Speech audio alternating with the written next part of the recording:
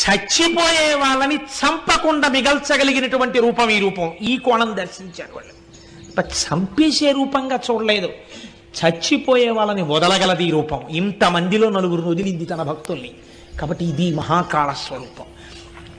ఈశ్వరానుగ్రహం ఉన్నవాడికి అపమృత్యువు లేదు.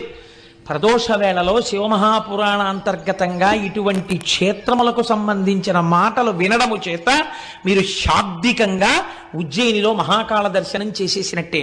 ఆ ఫలితము ఉత్తర క్షణం మీ ఖాతాల్లో పడిపోతుంది. కాబట్టి ఇప్పుడు ఏమైంది, ఆ స్వరూపాన్ని చూసి పొంగిపోయారు దేవతలు. కాలరూపంలో వెళ్ళడం మేము చూసాం, ఇప్పుడు అది సాకారమై నిలబడింది, ఇలా కనపడదు ఇప్పుడు.